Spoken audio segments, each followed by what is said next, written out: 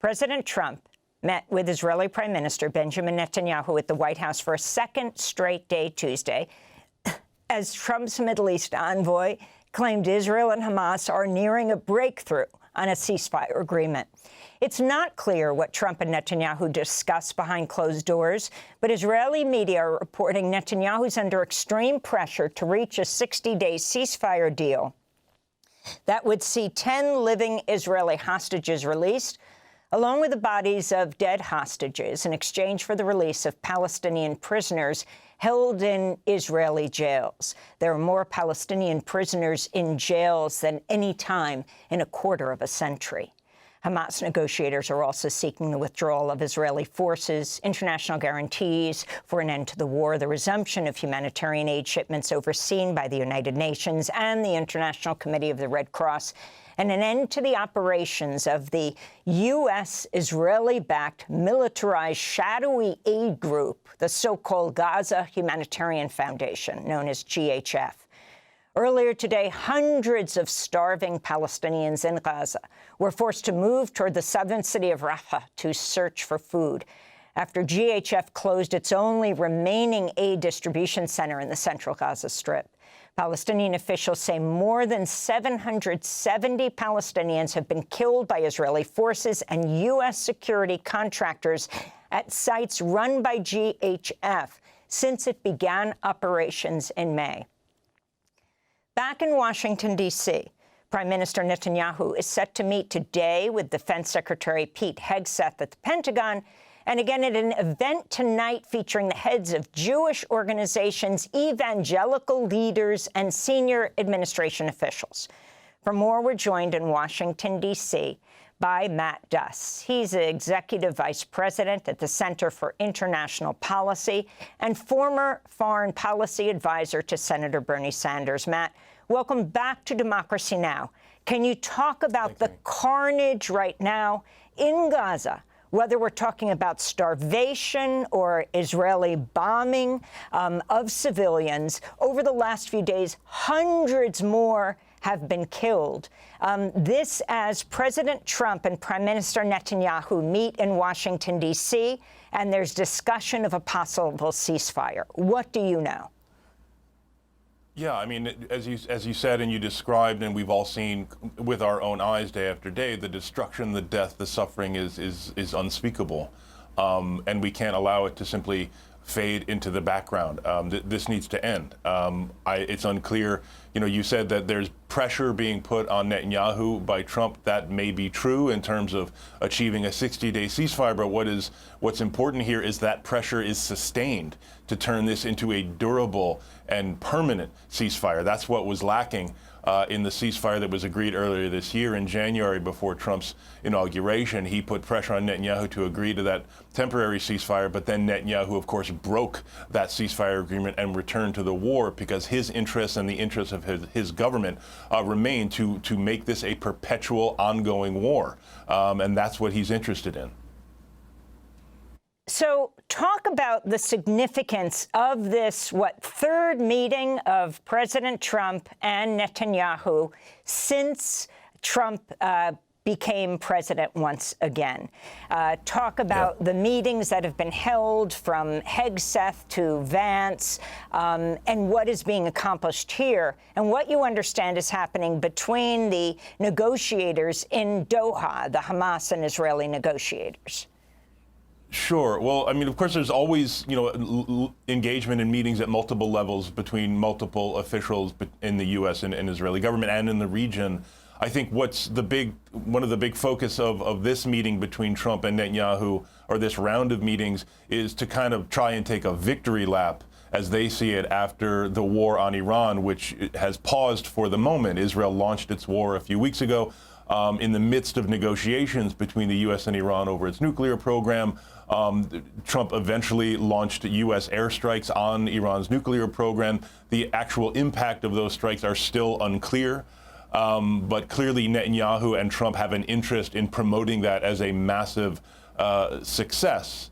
The question is, as I said earlier, does this now translate into attention and focus and pressure from Trump on Netanyahu to get a ceasefire in Gaza? We've heard reports of the meetings in Doha, Qatar, between the U.S. and Israeli and Hamas officials and other negotiators, that they are getting closer. But the key sticking point remains Hamas's central demand that this agreement lead to a permanent ceasefire. And that is what Netanyahu has always resisted. There has been a deal on the table with this condition from very, very early in this war, from November of 2023. Netanyahu has consistently refused, and unfortunately, just from the public comments from Trump, it seems that Trump, like the Biden administration before him, is willing to give political cover to Netanyahu to pretend that he's actually interested in a real ceasefire, when clearly he is not. This is a tool of pressure that the United States can and should use if it really wants to get a ceasefire, is to make clear publicly that Netanyahu is the problem here. He is the one refusing. There's enormous political pressure in Israel from hostages' families and friends, but not only from them, from the Israeli public more broadly, who are tired of this war and they want it to end. They want to get the hostages back. But that's something that Trump, unfortunately, still seems unwilling to say. I want to go back to their first meeting on Monday at that long table where Netanyahu presented Trump with a letter nominating him for the Nobel Peace Prize. Netanyahu also said he was working with the U.S. to find countries, or a country, that would take the Palestinians, claiming that they would be free to leave Gaza voluntarily. This is what he said. I think President Trump had a brilliant vision. It's called free choice. You know, if people want to stay, they can stay. But if they want to leave, they should be able to leave. It shouldn't be a prison. He repeatedly talked about Palestinians' freedom to choose. Can you talk about, in the context of what is taking place in Gaza right now, the starvation, the bombings, the killings, Matt? Yeah, I mean, it's almost indescribable how dishonest and disgusting that is from Netanyahu. First, let's step back. Let's understand that this is an accused war criminal who's under indictment from the International Criminal Court, which has issued a warrant for his arrest. So the fact that the President of the United States has welcomed him to the White House is a disgrace to the United States. Every American should feel ashamed and embarrassed about this. And for Netanyahu to nominate him for a Nobel Peace Prize is, it's just another example of, foreign leaders understanding that you need to flatter the President of the United States, this President of the United States, in order to get on his good side. But it's ultimately meaningless. I could nominate my ice cream man for a Nobel Peace Prize just as easily. But for Netanyahu to refer to Palestinians' free choice to leave, when you're facing constant violence, as Palestinians are, it is not a free choice to leave. If Palestinians had their choice, they would stay in Gaza. Gaza is their home.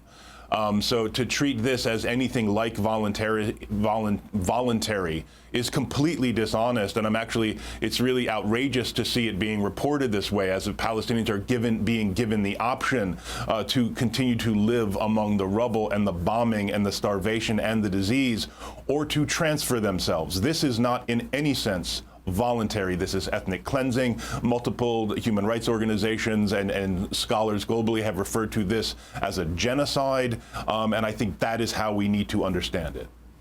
Now, the International Criminal Court issued arrest warrants for top Taliban leaders for gender violence against women and girls.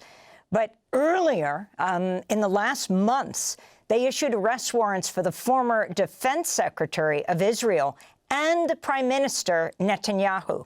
The U.S. receiving him, not enforcing ICC warrant seeking his arrest for war crimes and crimes against humanity committed in Gaza. Of course, the U.S. is not a signatory to the International Criminal Court.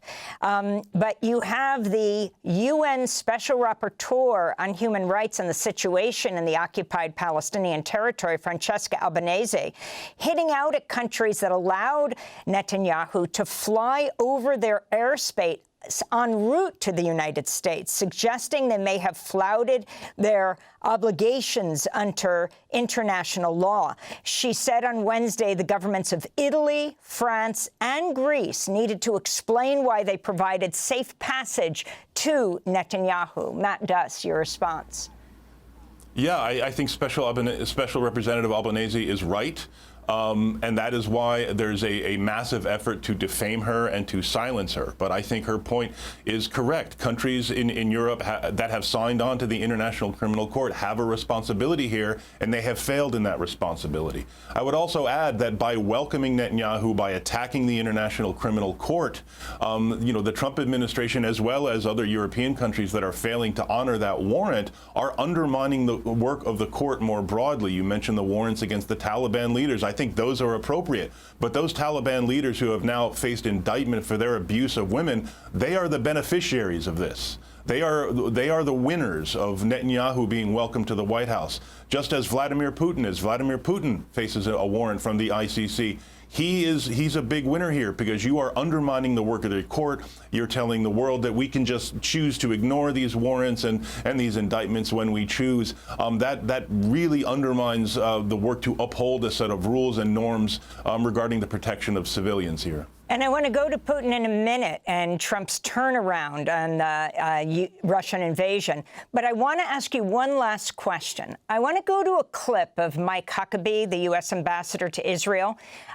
This is a recording obtained by CNN from 2016 when Huckabee was running for president. Listen carefully.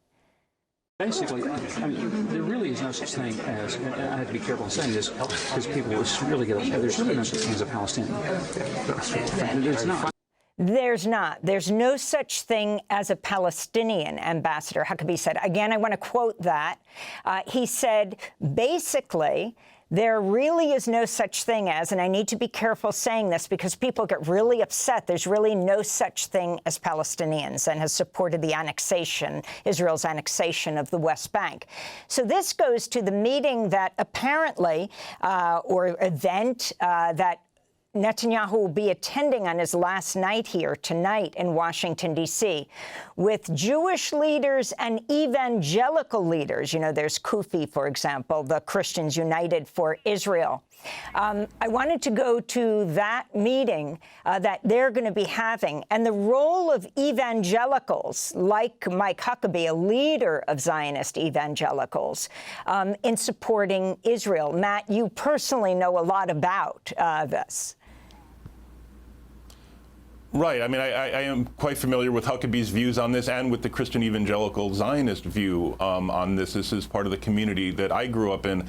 And I think this meeting tonight is very interesting for Netanyahu because this is his real base in the United States, is right-wing Christian evangelical Zionists. American Jews overwhelmingly vote for Democrats. They are overwhelmingly liberal, and a huge part of them support Palestinian liberation, a two-state solution, and do not support his government. Unfortunately, conservative Christian evangelicals, as you heard from Mike Huckabee, many of them simply don't recognize the Palestinians as a people with legitimate claims. They believe that Israel should control all of the land of Israel, even beyond Israel's current borders, partly as a prerequisite for the second coming of Jesus Christ. That's part of the theology here.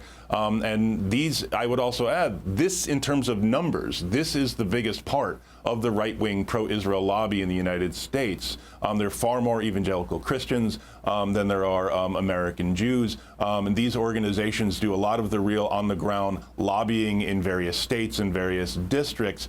And this is, as I said, this is Netanyahu's real political base here in the United States, and he is smart enough to understand that. But we should also understand that the policy they are supporting is deeply inhumane, it is destructive, and it is dangerous for everyone in the United States and in the region. Thanks for watching Democracy Now! On YouTube. Subscribe to the channel and turn on notifications to make sure you never miss a video. And for more of our audience-supported journalism, go to democracynow.org, where you can download our news app, sign up for our newsletter, subscribe to the daily podcast, and so much more.